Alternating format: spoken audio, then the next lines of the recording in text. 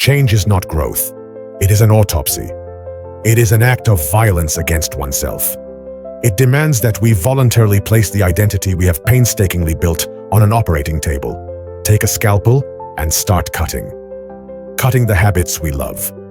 Cutting the beliefs that give us comfort. Cutting the relationships that give us a false sense of security. Cutting the parts of ourselves that have died, but we refuse to bury. The truth is that scalpel and lies are the opiate.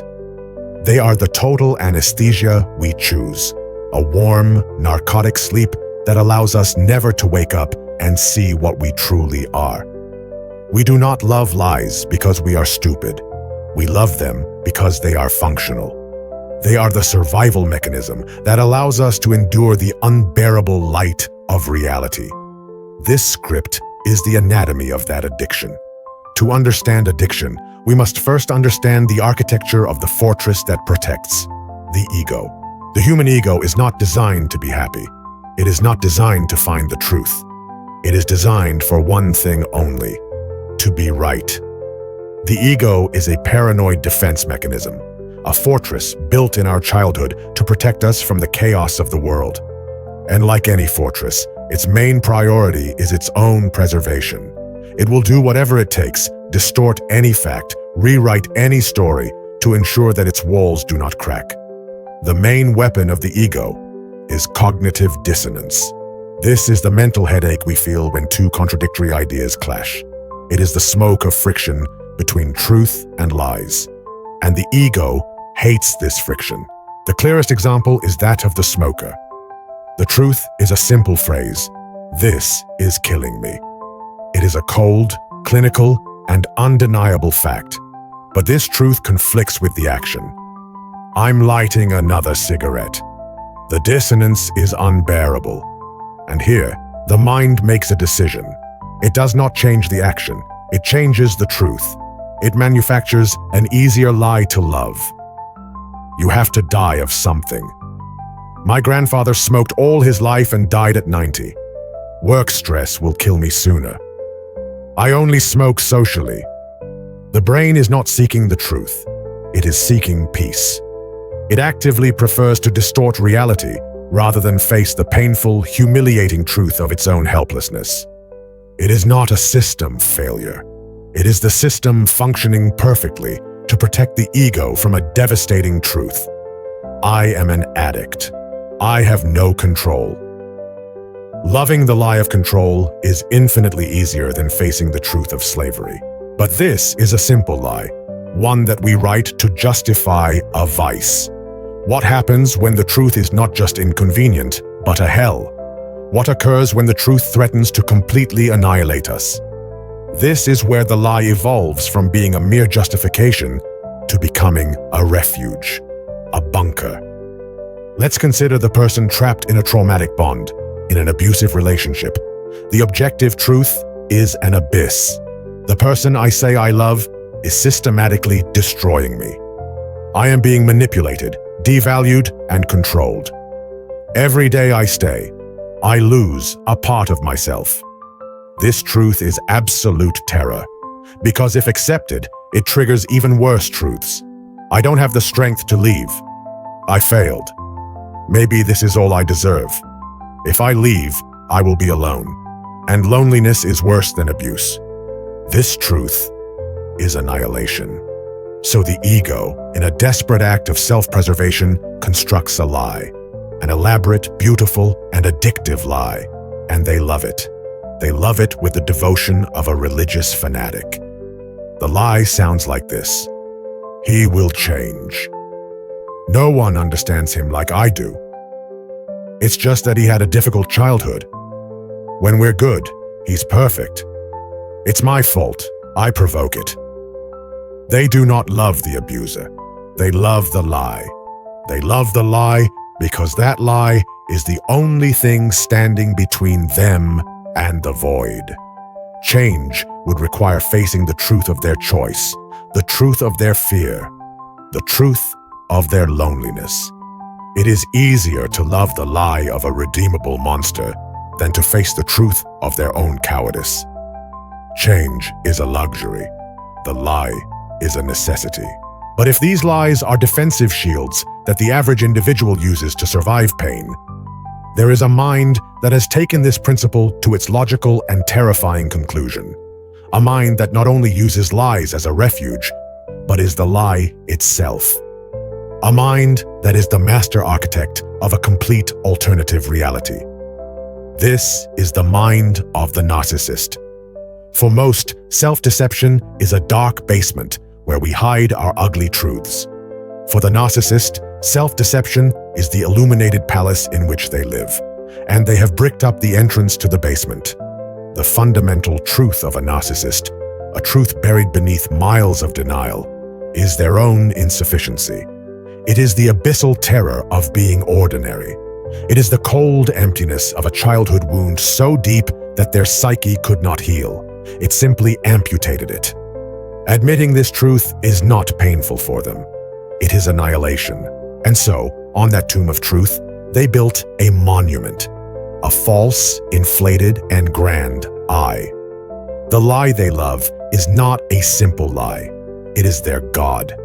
It is the absolute and unwavering belief that they are special, unique, smarter, more attractive, and more deserving than anyone else on the planet. Their refusal to change is not stubbornness. It is a survival necessity. If the truth penetrates their fortress, if reality breaches the palace, their entire personality collapses. That is why the narcissist is incapable of true introspection. Every criticism is not an opportunity for growth. It is an existential attack. Every failure is not a lesson. It is a mortal wound. And the narcissist has an army of defense mechanisms to protect their beloved lie. They use projection, accusing the world of their own flaws. They use gaslighting, distorting the reality of those around them to match their own. They hate anyone who presents them with a mirror, labeling them as jealous or enemy. They love the lie with the devotion of a man in an iron lung who loves the machine that keeps him breathing. Change is death. The lie is oxygen. And this architecture of self-deception, this love for the lie that preserves the ego, is not limited to the individual.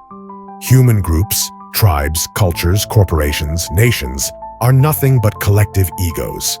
And like any ego, they are also built on a fortress of lies. Entire societies prefer to love a comforting lie rather than face a truth that destabilizes power. Self-deception is not just a personal contract. It is a social contract. Let's consider the biggest lie of all: history. Or rather, the version of history that a nation chooses to tell itself.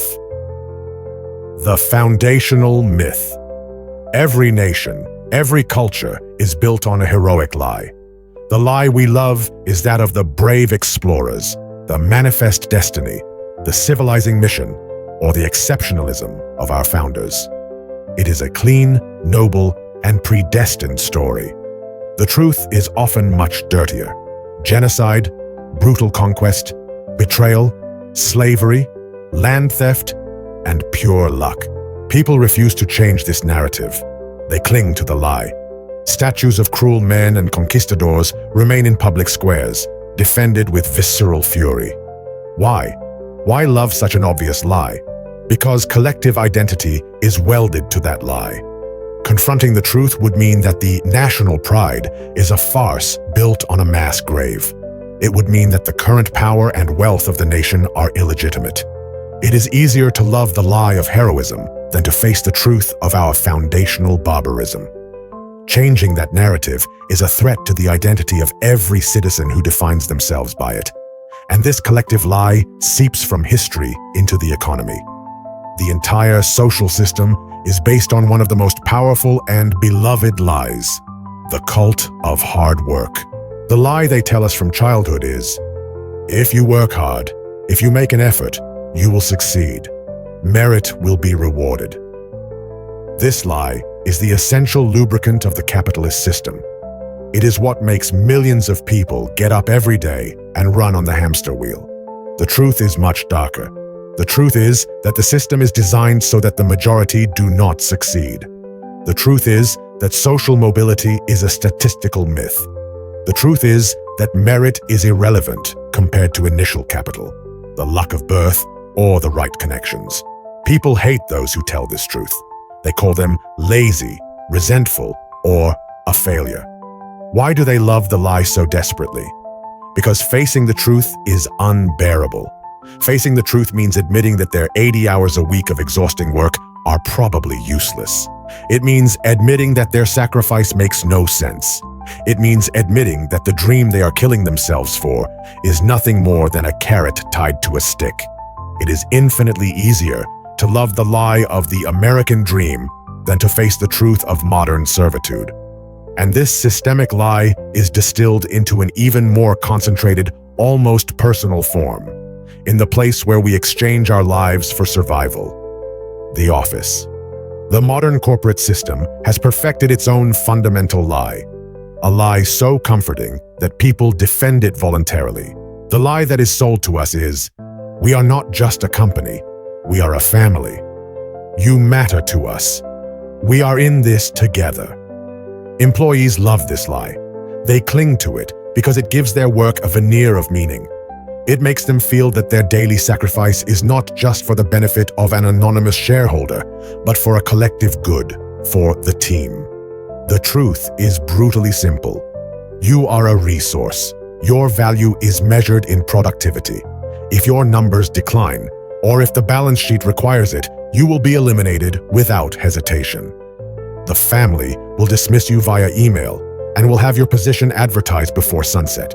People actively participate in rituals that reinforce the lie: forced team building, pizza parties instead of raises, motivational speeches.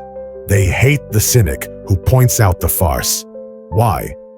Because facing the truth of their own dispensability is terrifying. It is admitting that they are dedicating the only life they have to an entity that sees them as a replaceable cog in a money-making machine. It is easier to love the lie of family than to face the truth of the spreadsheet. But perhaps all these great lies, the historical, the economic, the corporate, can only take root because they grow in soil that is already perfectly fertilized. They grow in the fertile ground of our own personal lies. Before we loved the lies of the system, we were already addicted to the lies we told ourselves. This is the final anatomy of our cowardice. Let's consider the most comfortable lie: projection. The lie we love is, my life is a failure because of my parents. I am unsuccessful because of the government. My boss hates me. This lie is a bomb because it makes us victims. And being a victim is the most comfortable position of power that exists. It absolves us of all responsibility. If it's not our fault, we don't have to do the painful work of change. The truth is an unbearable weight. My life is a failure due to my laziness, lack of discipline, and paralyzing fear of taking risks. This truth is a sentence that forces us to act. It is infinitely easier to love the lie of the scapegoat than to face the truth of our own mediocrity. Then there is the most seductive lie of all: procrastination. It is the act of loving the lie of tomorrow. The lie is, I'll start on Monday. I don't have time today. Next year, I'll get serious with that project. This lie is beautiful because it allows us to live in a state of perpetual potential. In the lie of tomorrow, we are geniuses, disciplined, successful. The future self is a mythical creature that does not suffer from any of our current flaws. The truth is, I'm afraid to start because I'm afraid of not being good enough. If I try and fail, the illusion of my potential will die. If I try and succeed, I will have to take on new responsibilities that terrify me. Loving the lie of the perfect future is infinitely easier than facing the truth of the imperfect present and the real pain of effort. And finally, the most sophisticated lie. The lie that disguises itself as intelligence. Realism. It is the person who never pursues their true dream. The lie they love is, I am a realist. That's only for dreamers. I have to pay the bills. People like me don't get those things. The truth is much simpler. I am terrified of failure, and I am even more terrified of success. The lie of realism is the most elegant shield that fear has ever created. It allows a person to live a life of absolute cowardice and call it prudence. It is the perfect lie, because the whole world, which also lives in that same lie, will applaud your sagacity. And so, the fortress is complete.